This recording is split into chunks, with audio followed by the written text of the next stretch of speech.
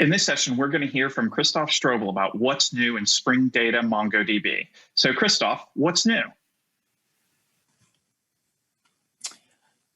All right, thanks, Ben. Hello, everyone, to this short session of what's new in Spring Data MongoDB. I'm Chris, as Ben already mentioned. I'm part of the Spring Data team at VMware. And before we jump right into it, I know staying focused at online conferences is pretty hard. There's a lot of distractions, so no worries. All these sessions will be recorded. Also, from time to time, these slides will contain QR codes that you can scan with your phone that lead you to samples, additional documentation, and other resources that you can check out during the talk or even later if you want to. It's perfectly fine if you just want to listen in and don't want to watch the video. In that case, I can highly recommend the QR code above. That leads you to a 25-minute cat video if you want to watch those during the presentation and hear me talk. All right, so what we're going to do in the next 25 minutes, we're going to have a look at the Newman release of Spring Data that we already released in May this year. And afterwards, I'll give you a brief outlook on what to expect from the 2020 release with the codename Arkham that we're about to release in October, or at least you can expect it around the end of October.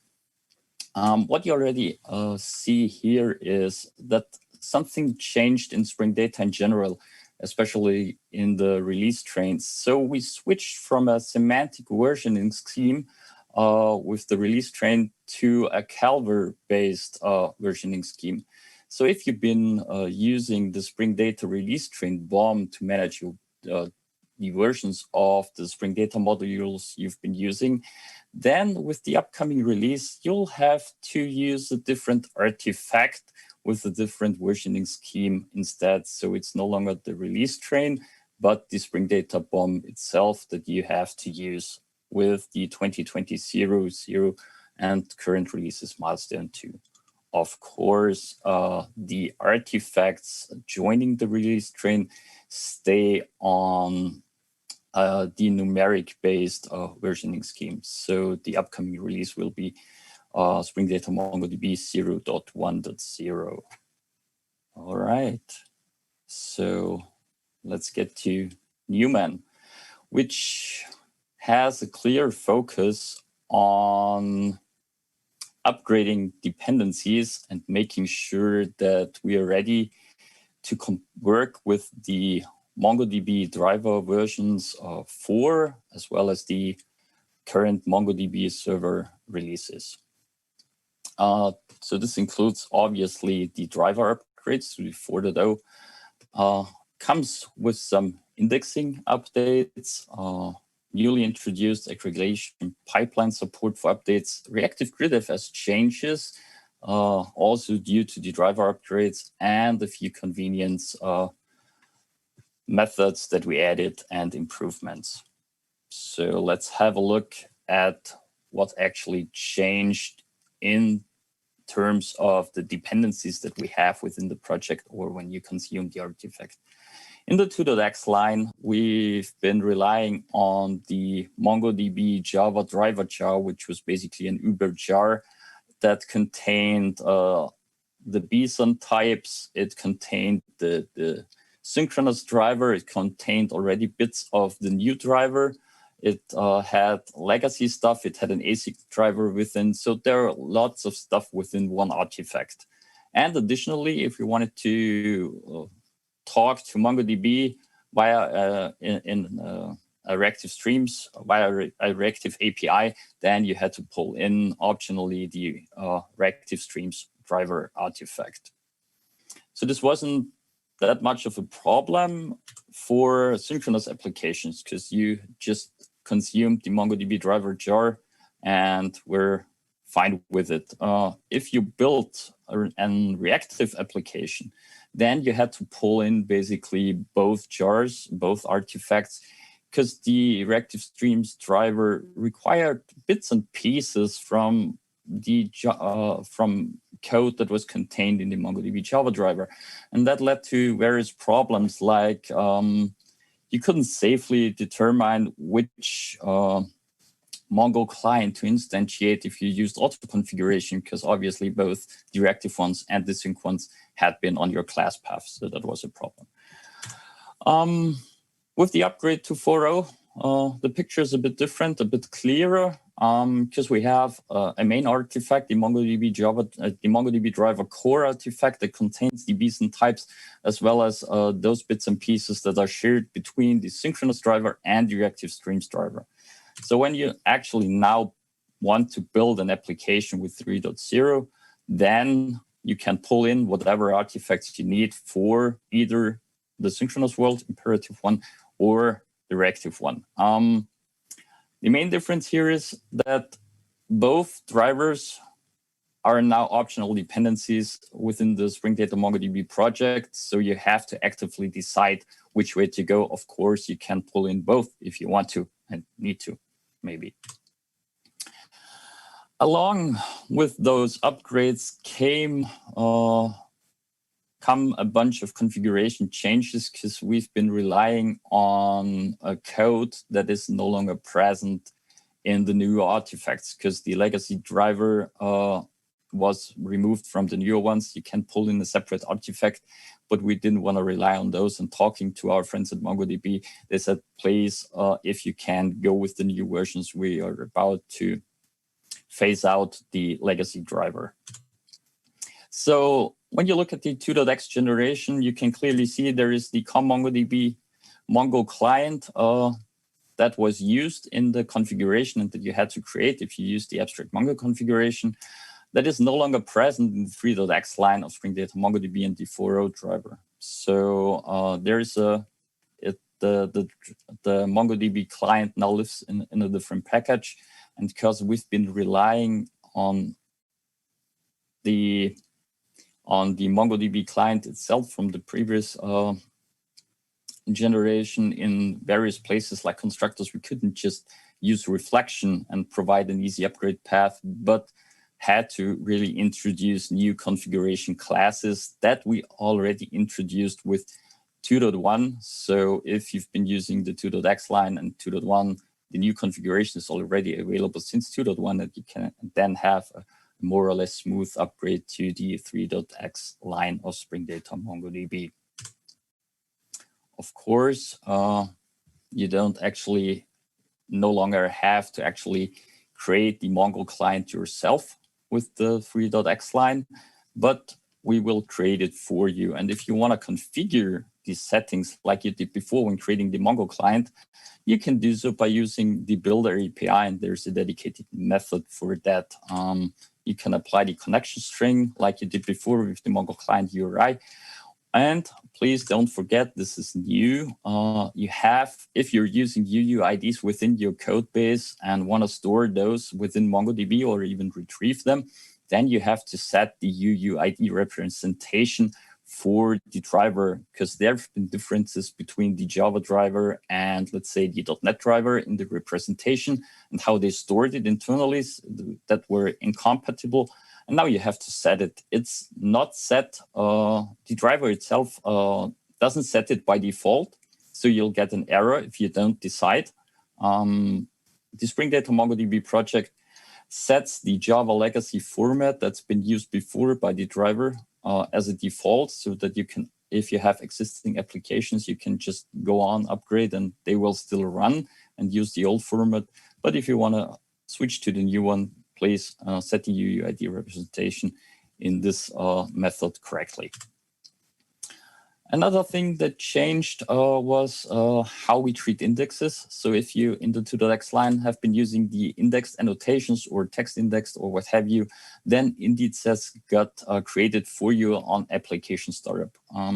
But over the years, we learned that this causes some problems for existing applications, especially when indexes change or collections get dropped, because we don't know about collection drops and would have to recreate indices, which we don't do, because we would have to check then if the collection exists on each and every write operation, which is obviously a major performance throttle.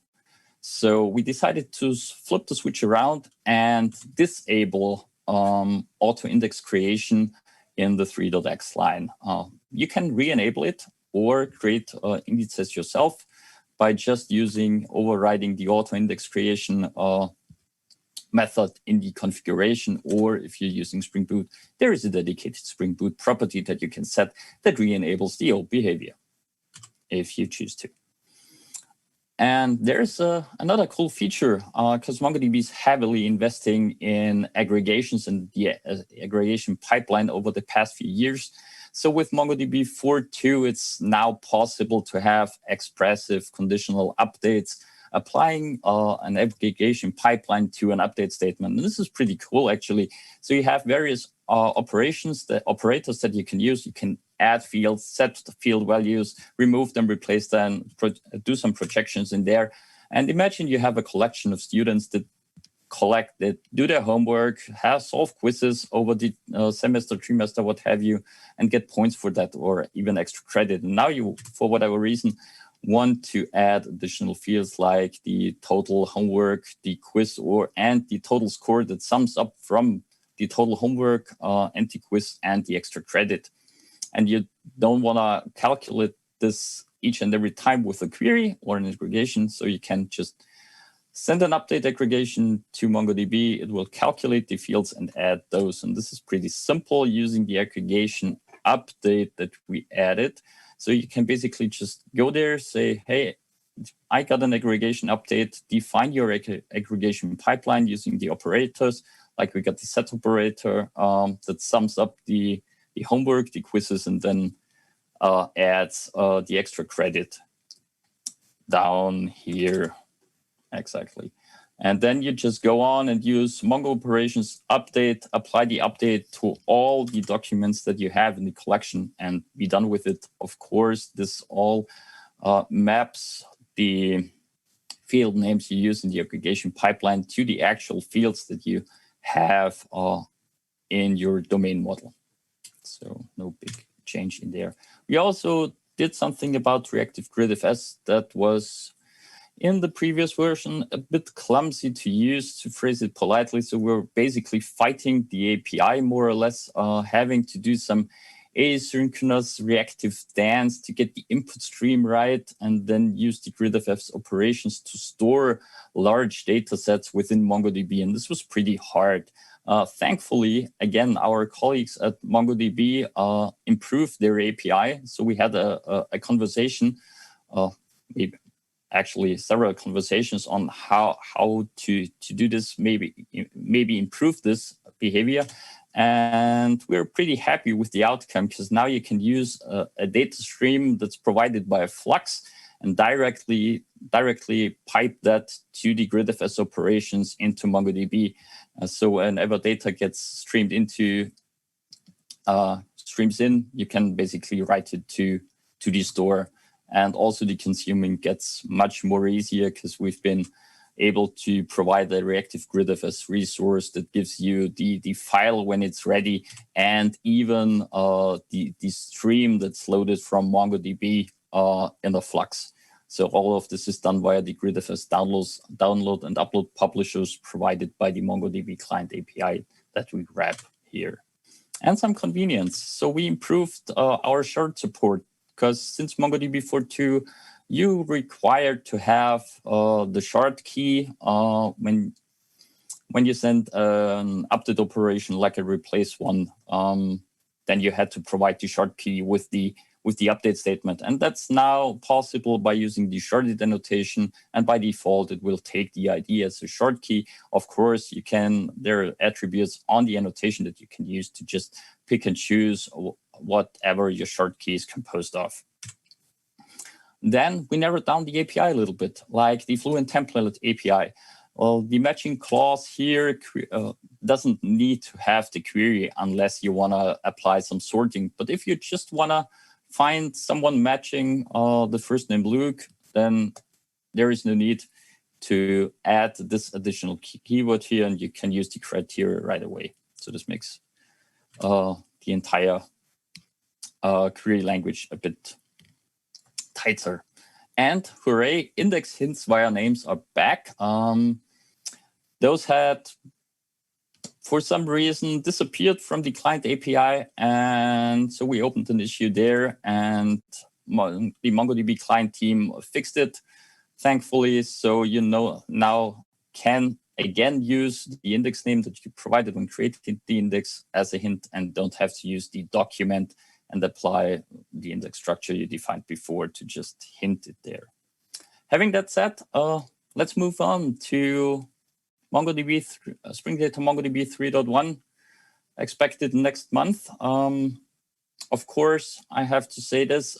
This is forward-looking information, so things might change. And yeah, please keep that in mind. And the MongoDB Spring Data MongoDB 3.1 release has a clear focus on closing the gap between the imperative and the reactive implementations, because we've been missing some things in there, like reactive spell in query annotations or auditing. We added repository metrics, and of course, we improved our GraalVM Native Image experience.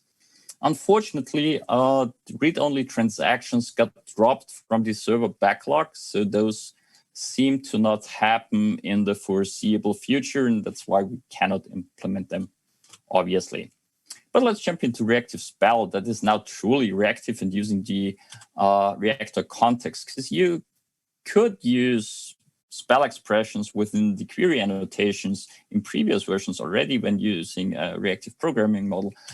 The crux was the spell expression was evaluated at the wrong point in time, and therefore didn't have any access to the reactor context, and therefore couldn't, let's say, load something like a principle that was provided by Spring Security, because it was invoked when evaluated when invoking the method, like the find all method here. With 3.1, we fixed that internally by deferring the execution, and there you go. Now the expression is evaluated when you actually subscribe to the publisher. And this infrastructure allows Spring Security Data to come up with an reactive security evaluation context extension. I know that's a really long word. And that will enable you to use the principle that Spring Security provides within the query annotation to just limit the scope of the query. That's actually pretty cool. With the work we've done for the reactive spell support and the deferred execution, we've been able to also add reactive auditing and use the information there. So we can use all the created by, created date, last modified, and modified by annotations that you've been used to now with the reactive programming model. All you have to do is enable reactive Mongo auditing and provide a reactive auditor aware, which is in this case maybe using a reactive security context holder to obtain the principal or the user object that is then used to provide the information who actually modified an entity at a given point in time. And we added repository metrics because we saw the case that people were interested in, hey, how long does the actual execution take? And this was especially hard when you tried to measure, let's say, a reactive flow. How long does exactly the repository, the data access take? So we added listeners there that you can register. This is a bit clumsy. I'll show you on the next slide. But the way it works is basically you call a repository method. And once you subscribe in the reactive context or when you execute it in an imperative one, the listener gets notified that how long the execution actually takes. So if we call a repository find all, then nothing happens because no one subscribed to the publisher. And we can go on and say, save something different, and the listener would get invoked. And at the moment that we subscribe to the publisher and the publisher is done, then we'll get the actual result. How long did it take to execute this find all method and stream all the data that we found there. And of course, this works for, let's say, a find by name, a derived finder. It works for all above, like all operations on CRUD repository and repository. And of course, if there is an error, you see that something went wrong and see that the state is something like error there. So you can check out the sample using the QR code above if you want to. As I already mentioned, this setup is at this time a bit clumsy. So you have to register a beam post processor that takes your repository factory and adds a customizer and adds the invocation listener. Oops. And adds the invocation listener down here that does something with the information it gets, in this case, just printed to the console. But we're counting on Spring Boot to improve the experience there and maybe pipe it to whatever metrics collection framework you've been using. So with having that said, we have a few more minutes left, and I want to talk about what we've been doing to improve the experience you have when you use Spring Data MongoDB within the Graal native image environment. And therefore, you need to have the Spring Graal native project, which is currently in experimental state. That comes with two components. On the one hand, the Spring Data MongoDB type instance that contains all the infrastructure components that you need to spin up, like the mapping context needs to be available, and some annotations need to be there, and some beans have to be defined. And on the other hand, it has the Spring Data component processor that inspects your code and then looks for a repository. And on that repository, it basically checks, is there a custom implementation and what types does it use?